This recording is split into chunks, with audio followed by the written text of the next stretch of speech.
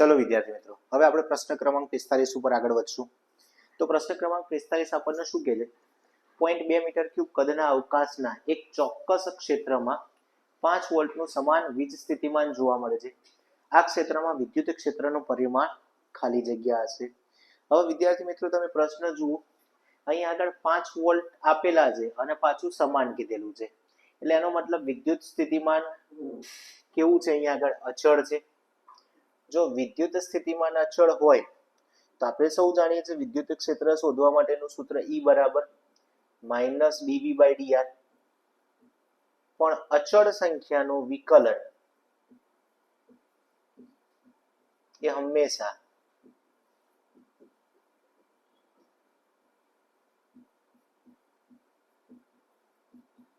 શૂન્ય જ થાય. એટલે આપણો જવાબ આવશે ઓપ્શન એ. ચલો ત્યાર પછીનો પ્રશ્ન, સમાન વિદ્યુત ક્ષેત્રમાં રહેલા એક ઇલેક્ટ્રોન અને એક પ્રોટોન ના પ્રવેગનો ગુણોત્તર ખાલી જગ્યા. વિદ્યાર્થી મિત્રો આપણે સૌ જાણીએ છીએ પ્રવેગનું સમીકરણ પ્રવેગ A બરાબર E/m. હવે જો આપણે વાત કરતા હોય ઇલેક્ટ્રોન કે પ્રોટોનની, તો ઇલેક્ટ્રોનનું જે વિદ્યુતભાર છે એટલા જ મૂલ્યનું વિદ્યુતભાર પ્રોટોનનું પણ છે. વિદ્યુત ક્ષેત્ર અહીંયા આગળ અચળ છે, તેનો મતલબ જે પ્રવેગ A છે એ દળ ઉપર આધારિત છે, એટલે A ચલે છે 1/m. હવે આપણને કીધેલું છે ઇલેક્ટ્રોન અને પ્રોટોનના પ્રવેગનો ગુણોત્તર. તો ઇલેક્ટ્રોન નો પ્રવેગ AE અને પ્રોટોનનો પ્રવેગ AP, mp/me. તો આપણો ઓપ્શન સી એ જવાબ થશે વિદ્યાર્થી મિત્રો.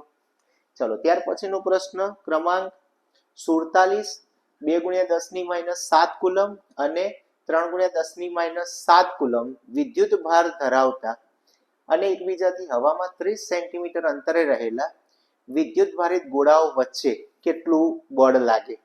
હવે જો અહીં આગળ આપેલા ઓપ્શનમાંથી જવાબ છે ને અપાકર્ષણ વાળો આવશે. એટલે અપાકર્ષણ કેમ? તો કે જો બંને પાસે સમાન મૂલ્યના વિદ્યુતભાર છે, 2 × 10⁻7 અને 3 × 10⁻7, એટલે આપેલા ઓપ્શનોમાં ભૂલ છે. ચલો ધ્યાન આપો. હવે આપણી પાસે Q1 આપેલું છે 2 × 10⁻7 અને Q2 આપેલું છે આપણને 3 × 10⁻7 અને બંને વચ્ચેનું અંતર આપણને R આપેલું છે 30 સેન્ટીમીટર, એટલે કે 0.3 મીટર. તો અહીં આગળ F બરાબર K Q1 Q2/R² સૂત્ર 9 × 10⁹, 2 10⁻7, 3 10⁻7 છેદમાં 3 × 10⁻1². તો જો 9 × 6 10⁻9 - 14 છેદમાં 9 10⁻2, 9 ઉડી ગયા. તો અહીં આગળ 6 × 10⁻9 - 14 એટલે -5 અને નીચેથી 2 ઉપર જશે એટલે +2. તો જવાબ આવશે 6 × 10⁻3 ન્યૂટન અપાકર્ષી.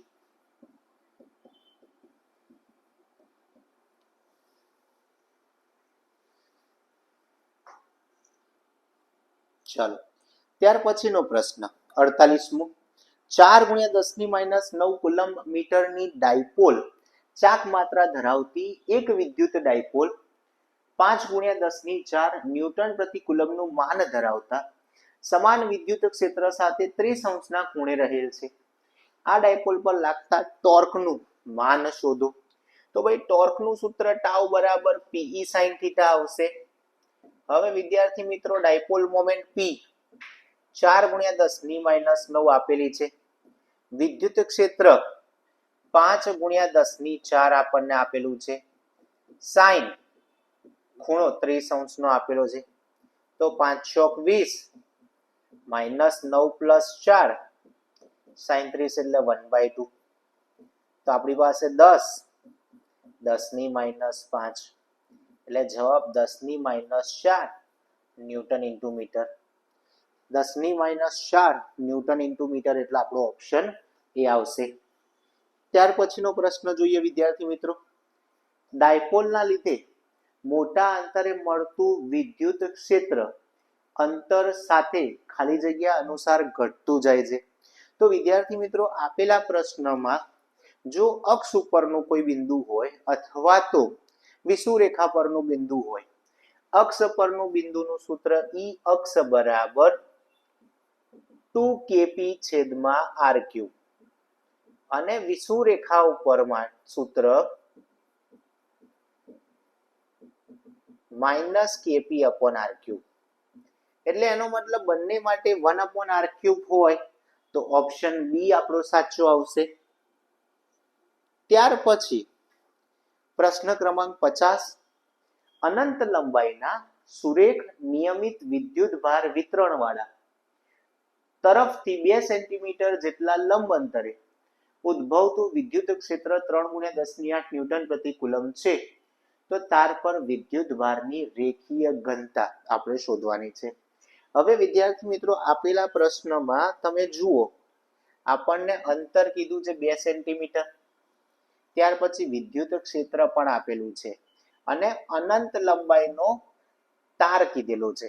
તો અનંત લંબાઈના તાર માટે વિદ્યુત ક્ષેત્રનું સૂત્ર ઈ બરાબર 2k/r આવે. હવે આપણને અહીં આગળ રેખીય વિદ્યુતભાર ઘનતા એટલે કે લેમ્બડા શોધવાનું કીધું છે. તો લેમ્બડા બરાબર ER/2k થશે. વિદ્યુત ક્ષેત્ર આપણને આપેલું છે 3×10⁸. અંતર r આપણને આપેલું છે 2 સેન્ટીમીટર એટલે 2×10⁻². 2 9×10⁹. ધ્યાન આપજો મિત્રો. 2 પ્લસ ઉપર નીચે 2 ઉડી ગયા, 3 થઈ ગયા 3. તો લેમ્બડા બરાબર 1/3 8 - 2 - 9 એટલે લેમ્બડા બરાબર આપણી પાસે 0.333 × 10⁻³ એટલે લેમ્બડા બરાબર 333 માઇક્રોકુલમ્બ પ્રતિ મીટર. 333 એટલે ઓપ્શન આપણો એ આવશે. ચલો ત્યાર પછીનો પ્રશ્ન વિદ્યાર્થી મિત્રો 51મો પ્રશ્ન શું કહે છે આપણને? 4q અને -2q વિદ્યુતભાર ધરાવતા ધાતુના બે સમાન ગોળાને એકબીજાથી અમુક અંતરે મૂકતા તેમની વચ્ચે લાગતું બળ F છે. હવે તેમને વાહક તારથી જોડી છૂટા પાડવામાં આવે અને પહેલા કરતા અડધા અંતરે મૂકવામાં આવે તો તેમની વચ્ચે લાગતું બળ ખાલી જગ્યા હશે. ધ્યાન આપજો, અહીં આગળ આપણને પ્રશ્નમાં કીધેલું છે વિદ્યાર્થી મિત્રો બે સમાન ગોળા. હવે જુઓ આની અંદર કેવી રીતે કહેવા માંગે છે, ધારો કે આપણી પાસે ગોળો A છે અને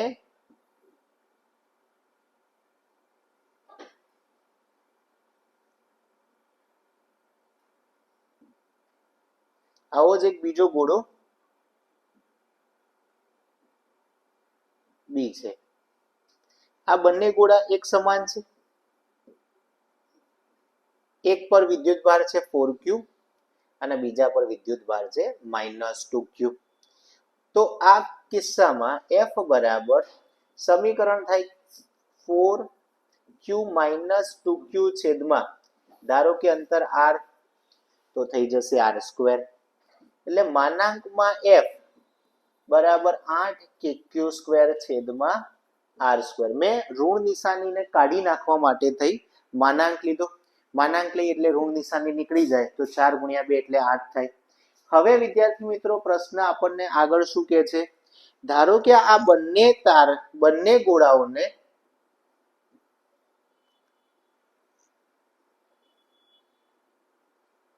આપણે એક સુવાહક તારથી જોડી દઈએ છીએ. તો જ્યારે સુવાહક તારથી અમને જોડવામાં આવે એમની વચ્ચે વહેંચાતો વિદ્યુતભાર QA' અને QB' થશે. તો QA' = QB' નું સૂત્ર થશે વિદ્યાર્થી મિત્રો QA + QB છેદમાં 2. QA એટલે 4, QB એટલે -2q છેદમાં 2 એટલે 2q/2 એટલે હવે આપણી પાસે qa dash qb dash equal to q વધશે. 9 બળ f dash equal to k qa dash qb dash છેદમાં r ડેશ નો સ્ક્વેર એટલે k q q અડધું અંતર એટલે r/2 નો સ્ક્વેર એટલે 4kq² તો f dash by f 4kq² upon 8kq² તો f ડેશ થઈ જશે વિદ્યાર્થી મિત્રો f છેદમાં 2. ઓપ્શન સી એ આપણો જવાબ આવશે. ચલો ત્યાર પછી આપણને 52મો પ્રશ્ન પૂછ્યો છે. સમાન વિદ્યુત ક્ષેત્રમાં મૂકેલ સુવાહક માટે કહી શકાય કે સુવાહકની અંદર, મિત્રો આ પ્રશ્ન ટેક્સ્ટબુક નો એઝ ઇટ ઇઝ બેઠો છે, જેનો જવાબ option B E is equal to 0 અને V is not equal to 0 આવશે. હવે 53મો પ્રશ્ન. m દળ અને q વિદ્યુત ભાર ધરાવતા એક કણને સમાન વિદ્યુત ક્ષેત્રમાં મુક્ત પતન કરાવવામાં આવે છે તો t સમય બાદ કણની ગતિ ઉર્જા ખાલી જગ્યા હશે. મિત્રો બહુ જ મસ્ત અને બહુ જ સરળ પ્રશ્ન. અહીંયા આગળ આપણને મુક્ત પતન કરાવવાનું કીધું, ઓકે, અને ત્યાર પછી એની ગતિ ઉર્જા શોધવાની કીધી. તો ધ્યાન રાખજો વિદ્યાર્થી મિત્રો, આપણી પાસે ગતિ ઉર્જા k બરાબર સૂત્ર થશે 1/2 mv². જો મને કોઈ રીતે v² મળી જાય તો મારા માટે જવાબ શોધવો સરળ થઈ જશે. અચ્છા, મુક્ત પતન કરતા હોઈએ એટલે આપણી પાસે પ્રવેગ a બરાબર qe/m થશે અને મુક્ત પતનના કિસ્સામાં v બરાબર v0 પ્લસ at થશે. મુક્ત પતન કરતા હોઈએ તો પ્રારંભિક વેગ 0 qe છેદમાં m into t, મને વેગ મળી ગયો.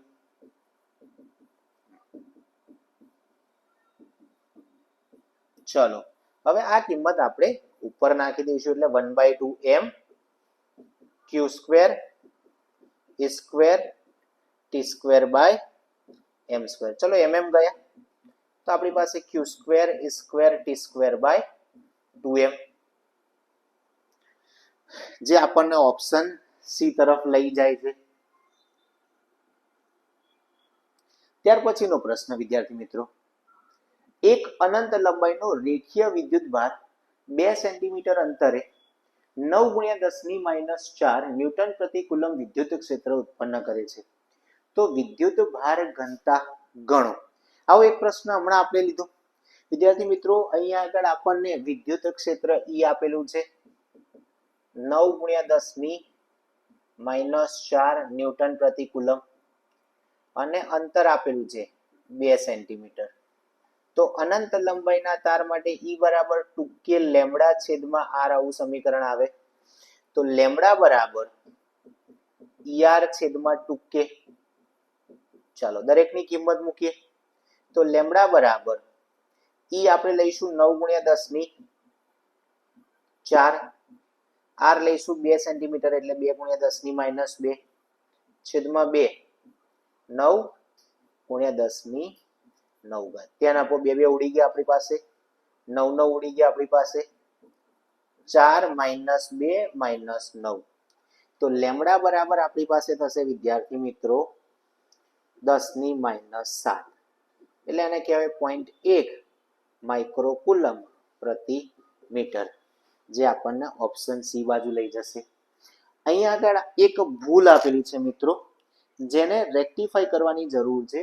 અહીંયા આગળ જે વિદ્યુત ક્ષેત્ર છે -4 ની જગ્યાએ +4 લઈએ તો જ જવાબ આવશે. ચલો ત્યાર પછીનો પ્રશ્ન ક્રમાંક 55. વિદ્યુત ક્ષેત્ર E બરાબર 3/5 i cap plus 4/5 j cap જેટલું વિદ્યુત ક્ષેત્ર YZ સમતલને સમાંતર 0.4 મીટર² ક્ષેત્રફળ લાગે છે તો ફ્લક્સ શોધો. હવે વિદ્યાર્થી મિત્રો અહીં આગળ પ્રશ્નમાં આપણને વિદ્યુત ક્ષેત્ર આપેલું છે સદિશ E. સદિશ E 3/5 i કેપ પ્લસ 4/5 જે કેપ અને ક્ષેત્રફળ સદિશ એ 0.4 I મીટર સ્ક્વેર. તમને થાય સર કેમ આવું? તો યાદ રાખજો, હંમેશા જે સમતલ કીધું હોય એને લંબ એટલે કે yz સમતલ કીધું છે એટલે એનું ક્ષેત્રફળ સદિશ x દિશામાં આવે એટલે 0.4 I કેપ લીધા. ફ્લક્સ નું સમીકરણ phi બરાબર E ડોટ A થશે. અચ્છા, E ડોટ A એટલે 3/5 4/5 into 0.40, તો 3/5 into 0.4 1.2/5 એટલે 0.24 તમારો જવાબ આવશે, જે આપણને ઓપ્શન બી પર લઈ જશે. 56મો પ્રશ્ન. એક વિદ્યુત ડાયપોલ નો વિદ્યુત ભાર 500 માઇક્રોકુલમ અને લંબાઈ 10 સેન્ટીમીટર છે. તેના કોઈ એક વિદ્યુત ભારથી અક્ષ પરના 20 સેન્ટીમીટર અંતરે વિદ્યુત ક્ષેત્રની તીવ્રતા કેટલી હશે? બિલકુલ ધ્યાનથી સમજો વિદ્યાર્થી મિત્રો, આ પ્રશ્નને સમજવા લાયક છે. જો અહીં આગળ આપણી પાસે આ બિંદુ પર 500 માઇક્રોકુલમનો વીજભાર છે. આ બિંદુ ઉપર આપણે -500 માઇક્રોકુલમનો વીજભાર લઈએ છીએ. ધારો કે આ જે બિંદુ છે એ મધ્ય બિંદુ છે એટલે 500 થી આનું અંતર a, 500 થી -500 થી કેન્દ્ર સુધીનું અંતર a. હવે પ્રશ્ન શું કીધો આપણને? કોઈ એક વિદ્યુત ભારથી અક્ષ પરના 20 સેન્ટીમીટર અંતરે, કોઈ એક વિદ્યુત ભારથી 20 સેન્ટીમીટર. બિલકુલ ધ્યાનથી સમજો.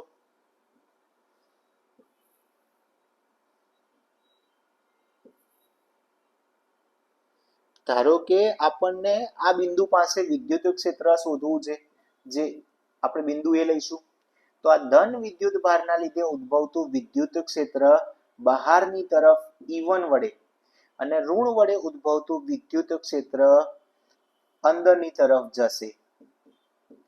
તો એ બિંદુ પાસે વિદ્યુત ક્ષેત્ર EA બરાબર વિરુદ્ધ દિશામાં હોવાથી E1 - E2 કરશું આપણે. હવે બિલકુલ ધ્યાનથી સમજો મિત્રો. E1 એટલે KQ છેદમાં R1 નો સ્ક્વેર, KQ છેદમાં R2 નો સ્ક્વેર. ધ્યાનથી બંનેમાંથી KQ. જો પ્લસ માઇનસ ની ઝંઝટમાં ના પડવું હોય મિત્રો, પ્લસ માઇનસ ની ઝંઝટમાં ના પડવું હોય તો દિશા ઉપરથી પ્લસ માઇનસ લેવું. અહીં આગળ E1 અને E2 બંને વિરુદ્ધ દિશામાં હોવાથી E1 - E2 લીધું. જો E1 - E2 લઉં છું તો પ્લસ Q માઇનસ Q ની ચિંતા કરવાની જરૂર છે નહીં, એટલે મેં સીધે સીધું E1 - E2 કર્યા એટલે KQ upon R1 સ્ક્વેર. તમને એવું થાય સર કેમ આવું કર્યું? તો ભાઈ પ્લસ Q થી અંતર 20 છે, માઇનસ Q થી એનું અંતર વધી જશે, એટલા માટે થઈને એકને R1 લીધા અને બીજાને R2 લીધા. તો KQ આપણે કોમન કાઢી લઈએ વિદ્યાર્થી મિત્રો. 1 upon R1 સ્ક્વેર 20 સેન્ટીમીટર છે ને એટલે 0.2, 1 upon R2 0.3. ધ્યાન આપજો. 9 ગુણ્યા 10 ની 9, 5 ગુણ્યા 10 ની -4, 100 છેદમાં 4, 100 છેદમાં 9. 0.2 નો વર્ગ થાય 0.04 એટલે 4/100. ઉપર લઈ જઈશું એટલે 100. ચલો બંનેમાંથી 45 10 ની 5 પ્લસ 2 1/4 એટલે 0.25, 1/9 એટલે 0.11. 25 માંથી 11 જાય તો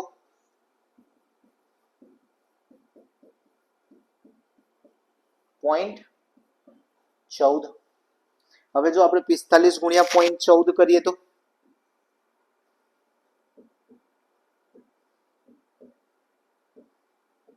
તો એનો જવાબ આવશે 6.3. અને 6.3 ગુણ્યા 10 ની 7 વાળો આપણી પાસે એક જ ઓપ્શન છે, એ છે ઓપ્શન એ. ચલો ત્યાર પછીનો પ્રશ્ન લઈશું મિત્રો. શું કહે છે આપણને? +16 માઇક્રોકુલમ અને -9 માઇક્રોકુલમ ના બે બિંદુવત વીજભારોને હવામાં એકબીજાથી 10 સેન્ટીમીટર અંતરે રાખેલા છે. -9 માઇક્રોકુલમના વીજભારથી ખાલી જગ્યા અંતરે આવેલા બિંદુ પાસે પરિણામી વિદ્યુત ક્ષેત્ર 0 હશે. જો મિત્રો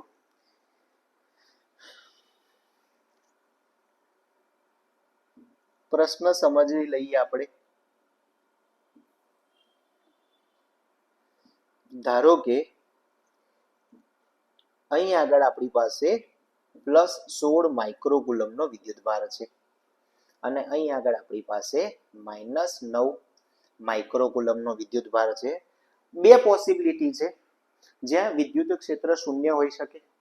16 અને 9 ની ક્યાંક વચ્ચે એવું બિંદુ મળે કે જ્યાં તીવ્રતા 0 હોય, અથવા તો -9 થી જમણી તરફ કોઈ બિંદુ એવું હોય, કેમ કે જો 16 મોટા છે એટલે એના વડે ઉદ્ભવતું ક્ષેત્ર વધારે દૂર સુધી જઈ શકે, 9 એ નાની કિંમત છે એટલે એના વડે ઉદ્ભવતું ક્ષેત્ર ઓછા સુધી જઈ શકે. તો યા તો બંનેની વચ્ચે ક્યાંક હશે, યા તો -9 થી જમણી તરફ હશે. ચલો આપણે પહેલો કિસ્સો લઈએ, -9 થી જમણી તરફ.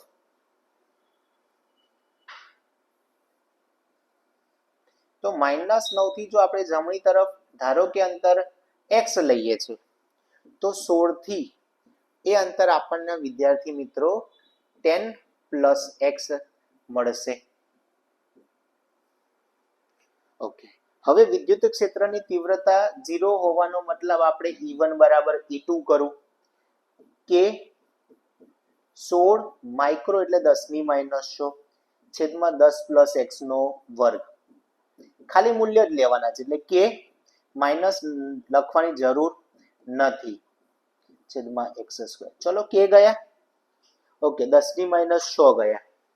તો આપણી પાસે 16 છેદમાં 10 + x નો વર્ગ બરાબર 9 છેદમાં x નો વર્ગ. પૂર્ણ સંખ્યા છે, પૂર્ણ વર્ગ સંખ્યા છે એટલે 4 વર્ગમૂળ લઈએ તો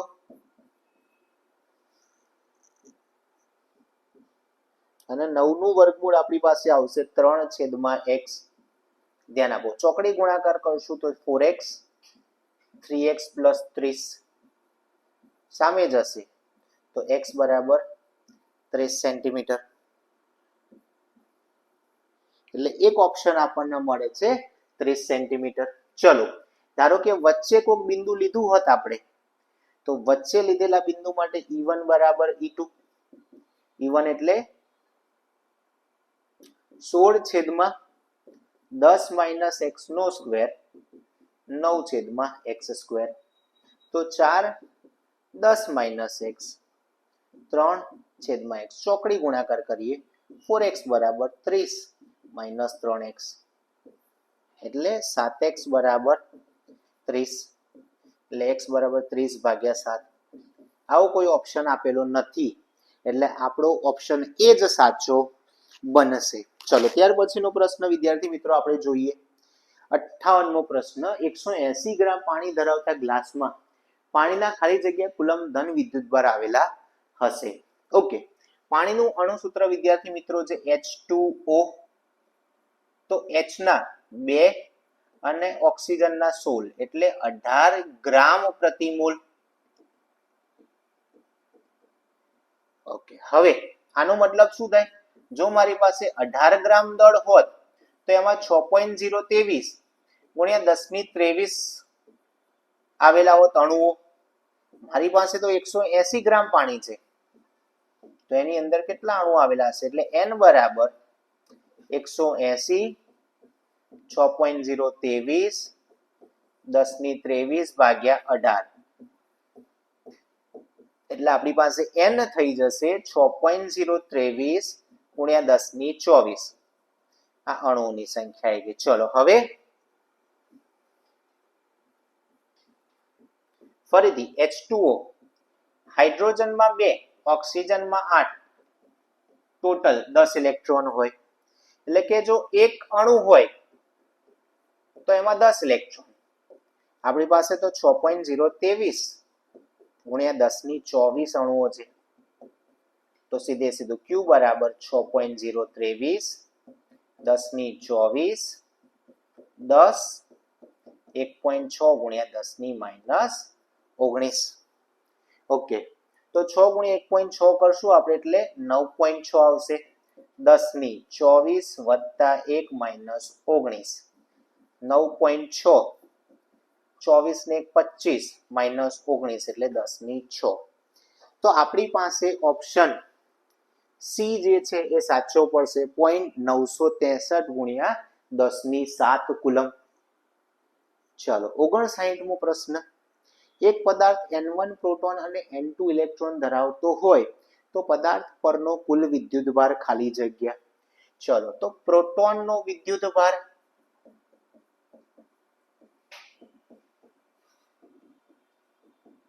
Q1 બરાબર N1 into E અને ઇલેક્ટ્રોન પરનો વિદ્યુતભાર